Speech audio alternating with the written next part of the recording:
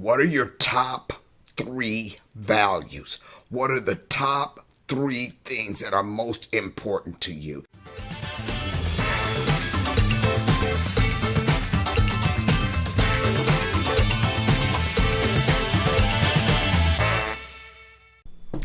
So I don't have a clue where I'm going with this, but I just keep thinking about years ago. I grew up in the country, and out in the country, nobody was waiting until they were 16 to start driving. You needed milk. You were going 12 miles or more to the store. Generally out there, a lot of the people who had farms, as soon as their kids' feet could hit the pedal, they were on those tractors or driving truck or whatever. So we started learning how to drive real early. The rite of passage was when you were 16, the daddy bought us a car. Now, we were responsible for gassing it up, keeping it maintained, so we had to get a job, yada, yada. But anyway, I was learning to drive. So my grandfather, they moved up to Michigan right behind my parents. So they lived 6-7 miles away. He must have come by the house one day, and he was going to let me drive. So as I was driving, we were on a road that was a dirt road, and the road wound around. I mean, there were like, what is this, a 90-degree angle? There were some parts of the road that went at 90-degree angles, but it was winding down and around a lake. So you needed to watch those curves. And even when you got out on the pavement, you might have to make some pretty sharp turns. And he must have noticed me, because when I'm making a turn, as young as I was looking down more toward the road off the right bumper, because I wanted to make sure that I stayed on the road, stayed on the curve. And he told me one day, no, don't look down there. Look ahead. So I'm thinking, look ahead. Okay. I'll just look. So just keep looking straight over the hood, but out at the road. And I noticed that my taking curves got a lot smoother. I was less white knuckle in it. I was able to maintain that curve as I kept looking ahead. Now, I still have to catch myself, and I can hear my grandfather telling me, no, look down the road. Now, I couldn't in my brain understand why looking way down there was going to have me to keep this curve in check. But it did. It was the weirdest thing. As long as I can remember to look ahead to where I'm going instead of where I am, then the ride is a lot smoother. Now, I think the reason I'm thinking about this so much lately is because that's how we get when we're traumatized. When I was traumatized, it wound up with me having to run for my life. My trauma perpetuated over and over again because I was always in a reactionary mode. I was always trying to scramble to survive one incident or another and making decisions based on that desperation moving forward until I just got used to being in that frame of mind. But what we do when we settle in on what's important to us, which is something we seldom think about when we're in survival mode, when we think about what's important to us, such as our deeper values. What are your top 3 values? What are the top 3 things that are most important to you? Is it family? Is it your children?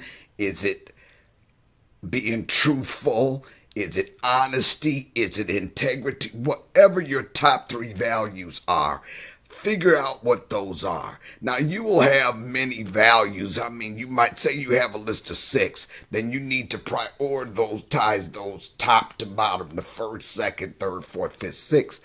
And then you want to focus on your top 3 because those are the top 3 that are going to drive your decisions moving forward.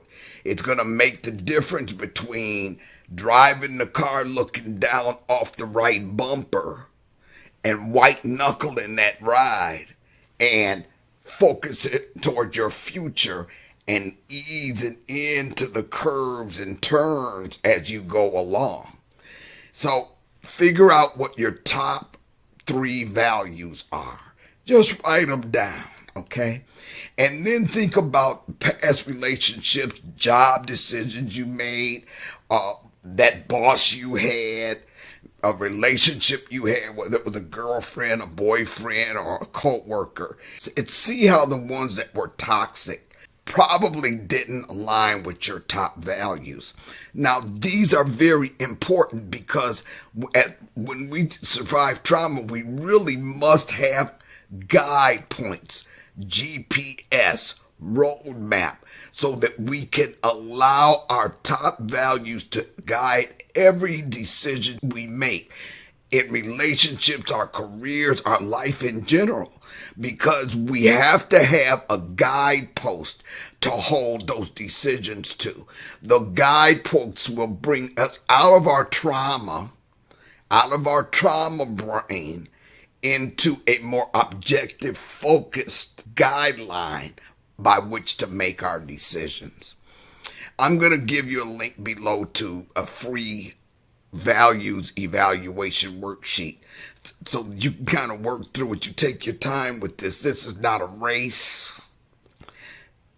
You're not going to get graded on it, but it'll kind of give you a guideline to go by to determine what your top 3 values are. And once you determine that, commit to those things. Commit to those as your internal personal boundaries. Commit to those as your guidepost, your GPS along the way. Because once you lean into those aspects of who you are, then you can be in a better, more empowering position when it's time to make decisions for yourself. After you do your values evaluation, then I'm going to send you to another worksheet called your tolerations, so that you can determine what are you tolerating in your life right now. See, it's just like anybody that's been a mother of a toddler or kids, you know that you at some point get used to the background noise. And you can tune that out so that you can focus on other things. For me, I used to live next to the Chicago L. I wasn't right up against the L, but I was close enough to hear it.